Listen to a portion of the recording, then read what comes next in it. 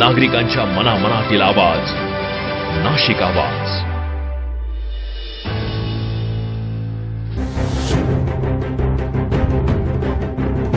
तपोवन परिसरात सुटकेसमध्ये आढळला महिलेचा मृतदेह. मृतदेह कुजल्याने ओळख पटवणे कठीण. बेपत्ता महिलांच्या नोंदी तपासण्याचे काम सुरू.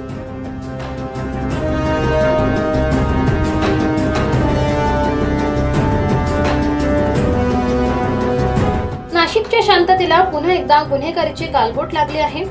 तपोवन रोडवरील गोदावरी नदी किनारी एका अज्ञात महिलेचा मृतदेह अत्यंत संशयास्पद स्थितीत आढळल्याने संपूर्ण शहरात खळबळ उडाली आहे. मारेकऱ्यांनी क्रूरतेची सीमा गाठत महिलेचा मृतदेह एका काळ्या रंगाच्या सुटकेसमध्ये कोंडला आणि ती सुटकेस गोणीत बांधून दत्त गोशाळेसमोरील परिसरात फेकून दिली होती. हा धक्कादायक प्रकार उघडकीस येताच Adgaon police crime branch unit 1 चे पथक आणि फॉरेन्सिक टीमने तातडीने धाव घेत तपास चक्रावून सोडलाय. पोलिसांनी दिलेल्या प्राथमिक माहितीनुसार मृत महिला अंदाजे 25 ते 30 वयोगटातील आहेत. मृतदेह साधारण 4 ते 5 दिवस जुना असल्याने तो कुजलेल्या अवस्थेत आहे. तपासाची चक्रे गतिमान. फॉरेन्सिक टीम घटनास्थळी क्रूर कृत्याचा संशय. मृतदेहाची विल्हेवाट लावण्यासाठी सुटकेस आणि गोणीचा केलेला वापर पाहता हा पूर्वनियोजित खून असण्याची दाट शक्यता वर्तवली जाते. ओळख पटवण्याचे मोठे आवाहन. मृतदेह जुना असल्याने महिलेची ओळख पटवणे पोलिसांसमोर मोठे आव्हान आहे. यासाठी शहरातील सर्व पोलीस ठाण्यांमधील बेपत्ता महिलांच्या नोंदी तपासल्या जात आहेत. पुराव्यांचा शोध. फॉरेन्सिक टीमने घटनास्थळावरून वैज्ञानिक पुरावे गोळा केले असून मृत्यूचे नेमके कारण शोधण्यासाठी मृतदेह शवविच्छेदनासाठी पाठवण्यात आले. गोशाळेसमोर गोणीत आणि सुटकेसमध्ये एका महिलेचा 4 ते 5 दिवस जुना मृतदेह मिळाला आहे.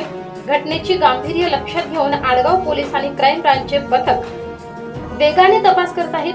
लवकरच या गुन्ह्याचा छडा लावला जाईल. संजय पिसे, पोलीस निरीक्षक, आडगाव पोलीस ठाणे. गोदावरीच्या पवित्र परिसरात घडलेल्या या थरारक घटनेमुळे नागरिकांमध्ये भीतीचे आणि चिंतेचे वातावरण निर्माण झाले आहे. पोलीस सध्या या परिसरातील सीसीटीव्ही फुटेज आणि संशयास्पद हालचालींवर बारीक लक्ष ठेवून आहेत. सकाळी 8:30-9च्या दरम्यान इकडं झाडू मारत होतो. झाडू मारता मारता बॅग दिसली तिकडं. अनोळखी म्हणून मला वाटलं, संशय आला, वास मारत होता त्या बॅगेचा. तर मी पाहिलं तेवढ्याच्यात त्या बॅगेचा फोटो काढला. पहिले आमच्या सुपरवायझरला कॉल केला. तर ते आले, सुपरवायझर आले, बघितलं तेवढ्याच्यात. मग त्यांनी आमचे मस्के साहेब म्हणून होते ग्लोबलचे, त्यांना फोन केला. मग त्यांनी आम्हाला कॉल करायला लावला 112 नंबरला. 112 नंबरला कॉल केला.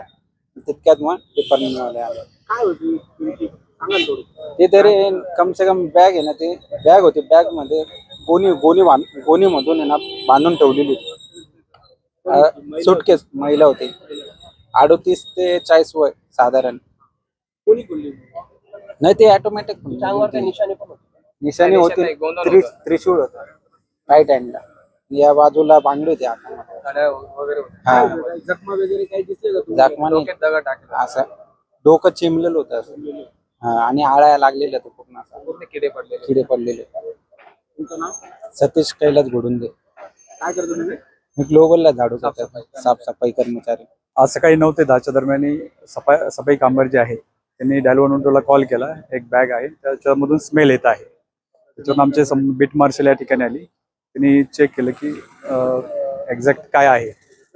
त्यांनी पाहिल्यानंतर त्यात मानवी बॉडी असल्याचं त्यांना संशय आला. त्याच्यानंतर आम्ही स्पॉटला आल्यानंतर फॉरेन्सिक टीम, डॉग स्क्वॉड यांना पाचारण केलं. बॉडी ओपन केली असता ती सदरची बॉडी ही महिलेची असल्याचं दिसून आलं. सध्या या महिलेची ओळख आहे का? ओळख अजून पटलेली नाहीये. सदरची बॉडी ही PM साठी पाठवण्यात आलेली आहे. साधारण त्या महिलेचं वय काय असतं? 30 ते 35 वय अंदाजे. नाशिक आवाजसाठी मजिद पठाण, नाशिक आवाज.